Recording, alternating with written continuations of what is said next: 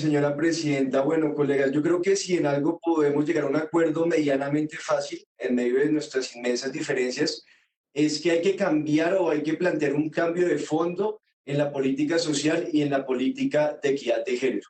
Lo demuestran las cifras. En los últimos años ha aumentado la pobreza, tanto la pobreza monetaria como la pobreza extrema, ha aumentado el desempleo, se han deteriorado las condiciones de vida de la gente y ha aumentado la desigualdad, que es muy grave.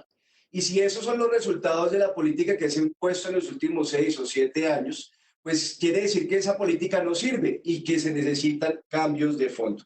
Por eso creo que el primer criterio con el que se debe evaluar el plan de desarrollo en el aspecto de la política social y de equidad de género es si se plantean cambios profundos en la política, en las estrategias para poder garantizar los derechos de las personas, de los hombres y mujeres.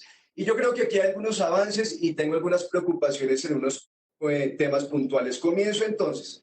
En lo que tiene que ver con el diagnóstico de las metas, ¿hay cambios? Yo creo que sí, hay cambios profundos. Por ejemplo, si ustedes leen con cuidado el diagnóstico y el mismo articulado, hay una preocupación centrada en la desigualdad de Bogotá. Eso no existía antes, o por lo menos en la pasada administración, como una preocupación central en la desigualdad en los ingresos. Es que en Bogotá el 10% de las personas más adineradas concentran el 40% de los ingresos. Es el resultado del modelo que yo he denominado Transmilenio, el modelo del negocio socio, en donde el interés particular termina prevaleciendo sobre el interés general. El plan de desarrollo parte de esa realidad y plantea la necesidad de mejorar las condiciones de igualdad hoy en la ciudad.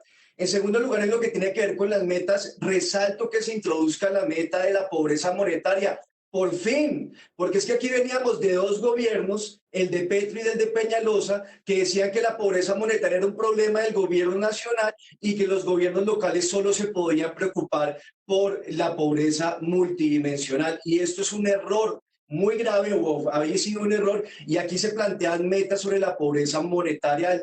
El concejal Imer Rojas decía que no se planteaban metas, está clarísimo que sí. Frente al cuestionamiento sobre el tema de la pobreza multidimensional, de por qué se plantea como meta mantener la pobreza que existía antes, pues hay que tener en cuenta que llega el coronavirus, una crisis, eso va a hacer que aumente la pobreza este año, seguramente, tanto la multidimensional como la monetaria. Luego, llevar la pobreza a las condiciones que existían antes de la crisis, pues sí creo que es un avance importante en lo que tiene que ver con la atención y la garantía de los derechos de las personas. También es importante resaltar que en materia de metas se plantea el propósito del plan de desarrollo aumentar la cobertura de los distintos servicios de integración social. En la pasada administración veníamos de una reducción de los servicios. La concejala Susana ahora mostró, por ejemplo, cómo se redujo el número de niños y niñas atendidas en los jardines de integración social. También disminuyeron la cantidad de personas que accedían a programas de alimentación. Lo que se plantea es un aumento y una ampliación de esa cobertura. Pero yo creo que lo más importante es un cambio del enfoque en tres sentidos en lo que se propone el plan de desarrollo.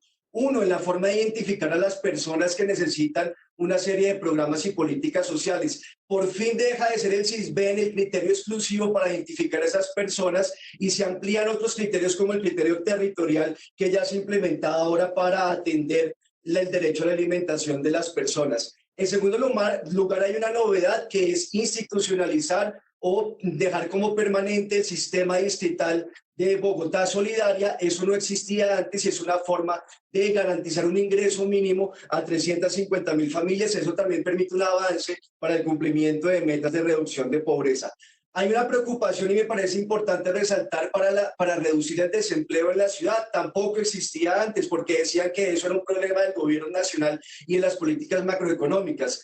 Y aquí yo creo que sí hay que precisar en algo y es cómo se van a generar unos empleos que están en las metas, como generar 50.000 empleos para jóvenes, 60% mujeres. Desde el Polo venimos insistiendo en la idea de que buena parte de esa generación de empleo y sobre todo en medio de la crisis tiene que hacerse a través de planes de empleo público, que el Estado contrate personas que no van a ser contratadas por el sector privado para prestar una serie de servicios que requiere la sociedad.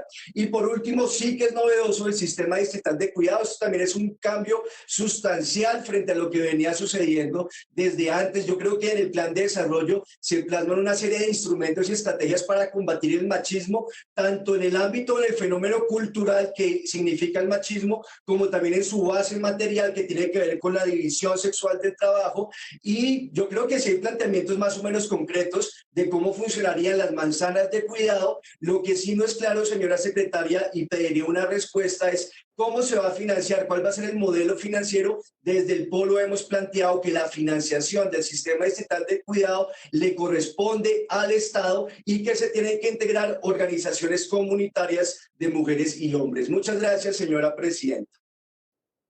A usted,